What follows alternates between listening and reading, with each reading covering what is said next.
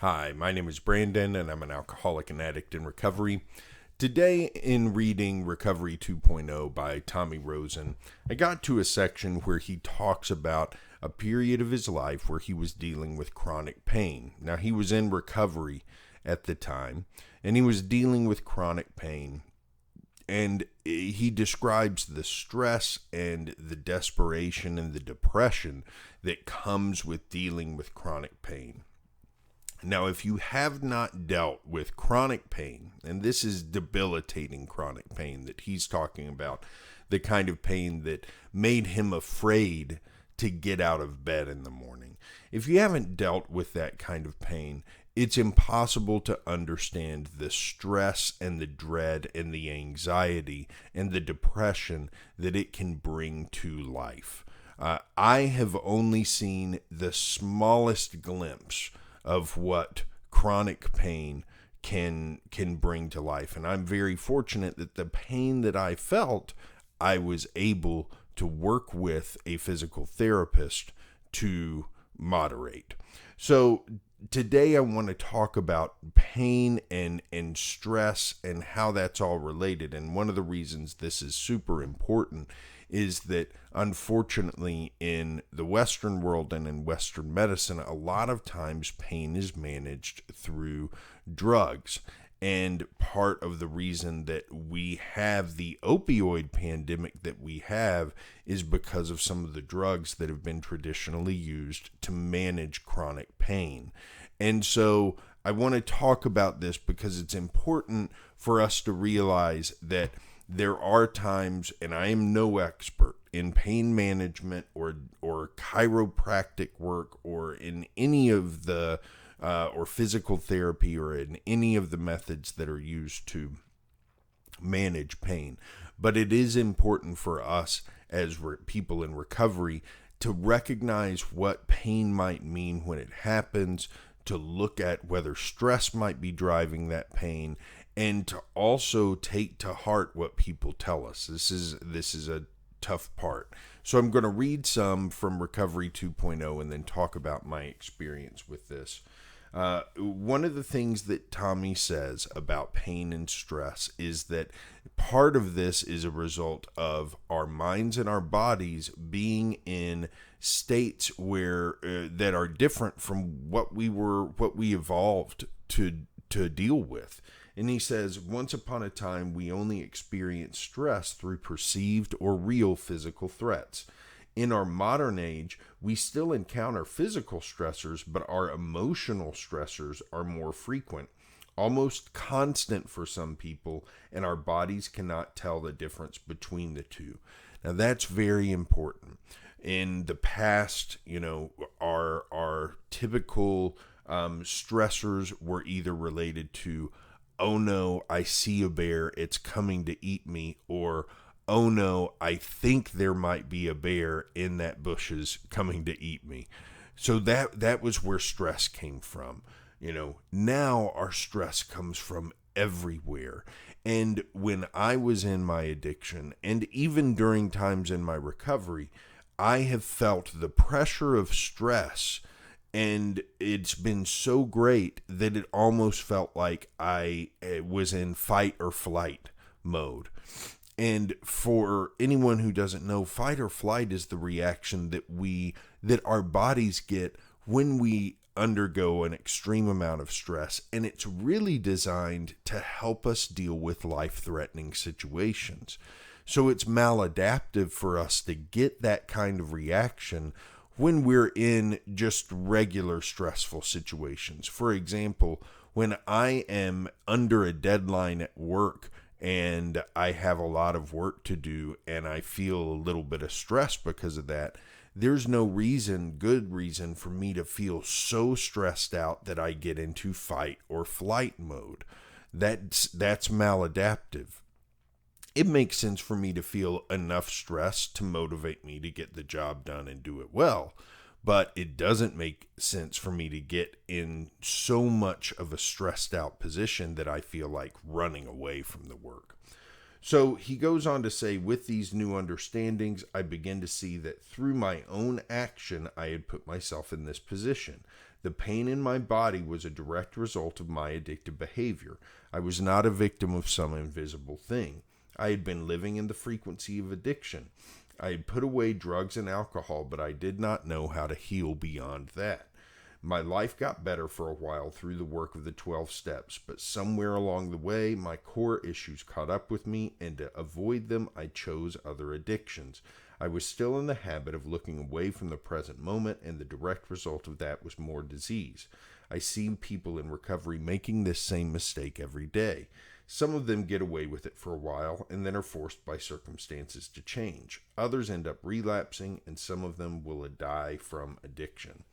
So when I was in my addiction, my first real experience with any kind of repetitive, I don't know if I'd call it chronic, but repetitive pain, it came in the form of panic attacks. And my panic attacks would look like this. I would start to, and sometimes it would start with chest pain.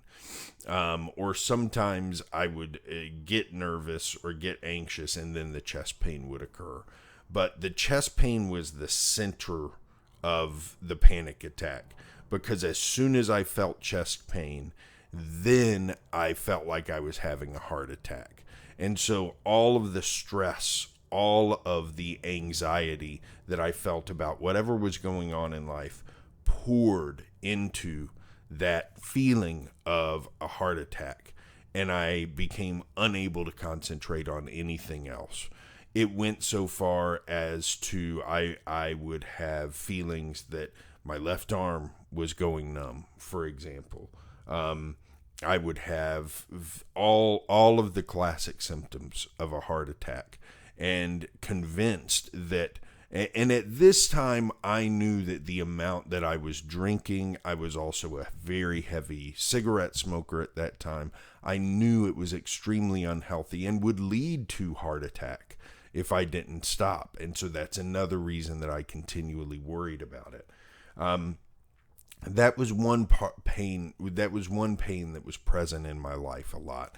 Another one was at times where I became very concerned about the amount I was drinking.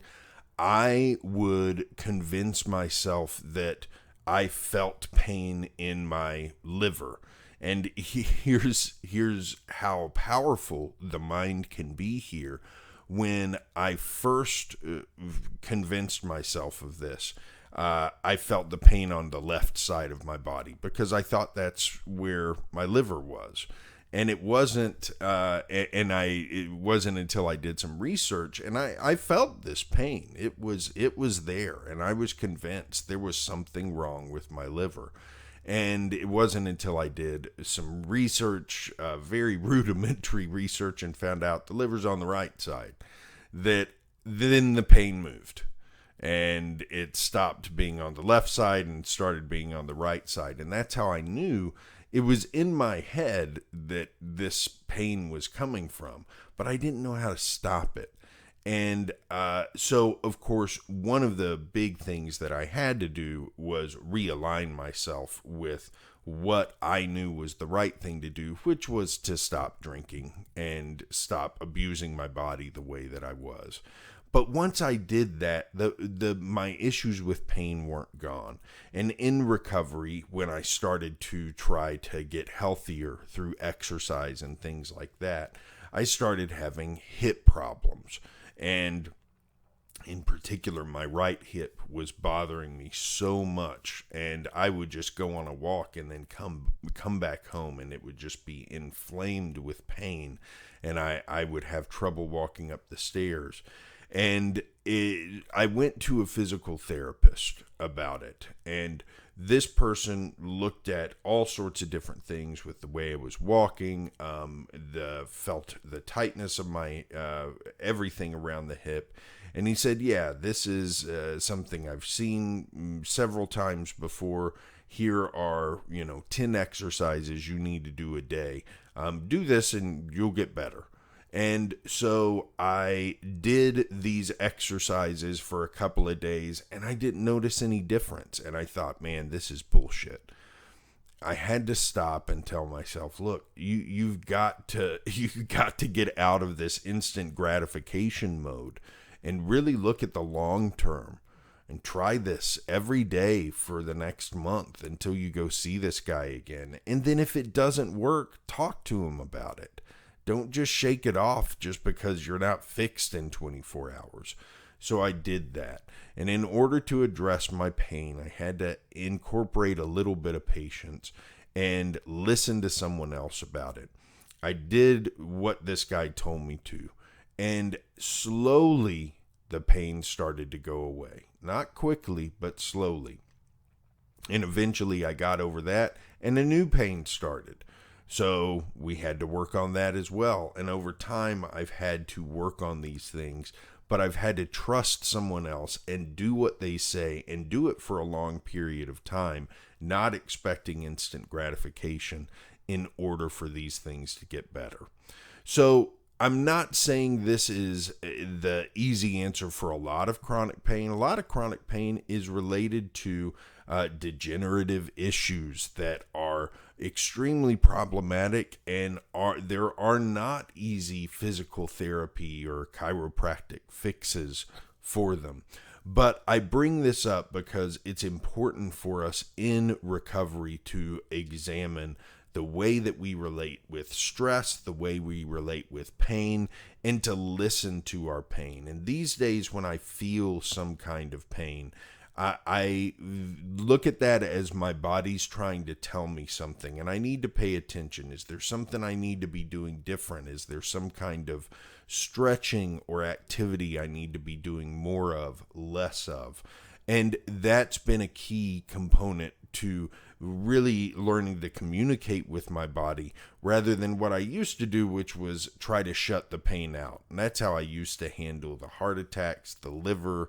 I didn't go get tested for those things immediately. I just drank more to try to forget about them, which is counterintuitive since the whole reason I was having those pains was because I was worried that my drinking was damaging my body.